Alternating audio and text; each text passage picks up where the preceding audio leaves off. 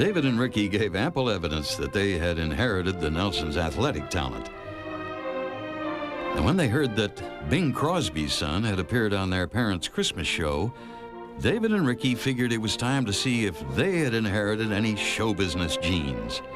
Ozzie tested them in a rehearsal before a live audience. Rick got so many giant laughs. I mean, had to have been a horrible temptation, even though my father would say, well, I don't want my kids in show business. You know, I mean, it was here's somebody who's a gold mine. David, we're not trying to pry into your personal affairs, but why don't you just tell us about it? Maybe we can help you. It's kind of silly, I guess. See, Grace Johnson invited me to her party Friday night, and I told her I'd come. Well, that sounds very nice. Yeah, but our team is supposed to play basketball Friday night, so I gotta tell her I can't make it. Is David a dope pop? Ricky, read your comic book. When they first came around, they were kind of pains in the butt because they were sitting back there fooling with the drums and, you know, and all like that, you know. So the musicians didn't like it too much. But they became, you know, professionals after a while. They were nice kids, both of them. The Nelson family had moved to California in 1941 for the Red Skelton radio show. Ozzie bought a house in the Hollywood foothills at 1822 Camino Palmero.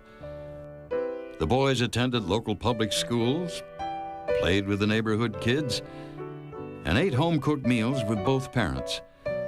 All they seemed to dread were long lectures from a driven dad. And he talked and he talked and he had strong opinions and he was sweet about it. He wasn't arrogant or he wasn't unpleasant, but he was persistent. He talked. In 1951, Ozzie Nelson talked Universal Pictures into shooting the script he and brother Don had written for the Nelson family's screen debut. Say,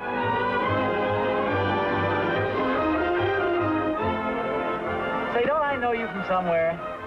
Good morning. Don't tell me you finally decided to get up.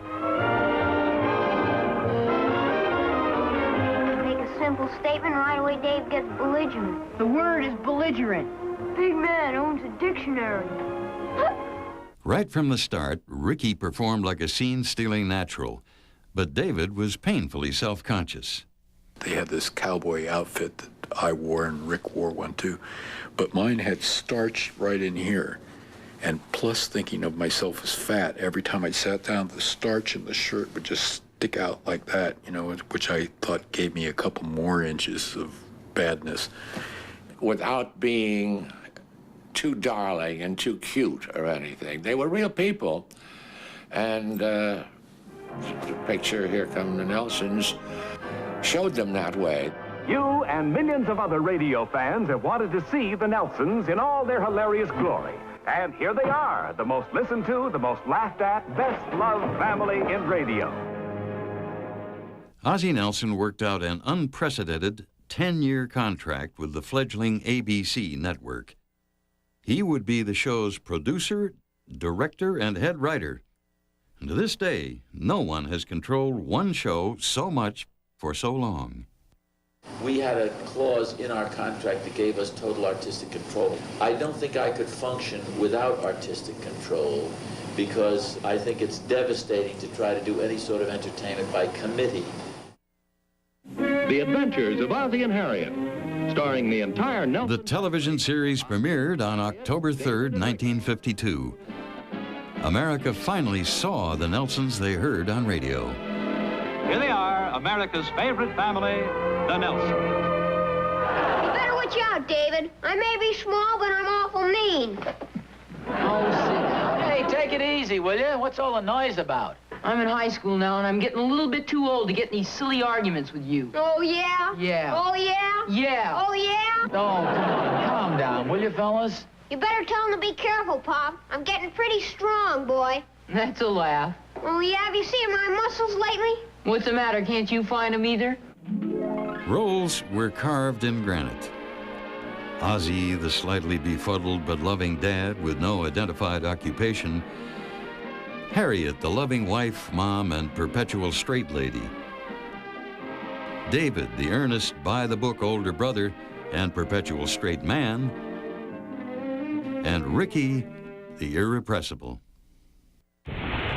We went to the show the other day, and this guy in the picture knew a secret. And he said to this other guy, you give me $1,000 and I'll tell you this secret.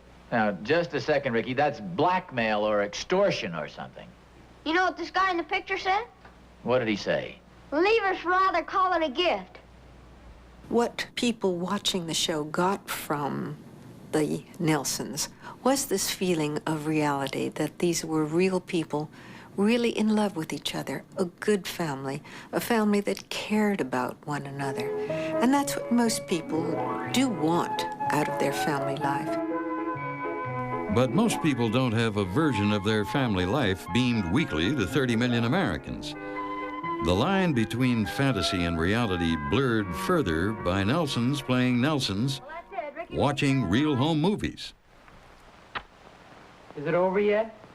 Oh, now, David, those were very nice pictures of you. I certainly enjoyed them. Weren't you a chubby little rascal? The Russian government, at the height of the Cold War, filmed the Ozzie and Harriet show because they felt that it represented the American culture. Ozzie Nelson insisted on superior production values and assembled a loyal, well-paid staff. Employees became extended family and joined in family celebrations, like surprising Rick on his 14th birthday. Happy birthday to you. Happy birthday, dear Ricky. Amid the genuine love and affection came the brutal demands of television production and a fishbowl existence. Something had to give, and for Rick, it was school.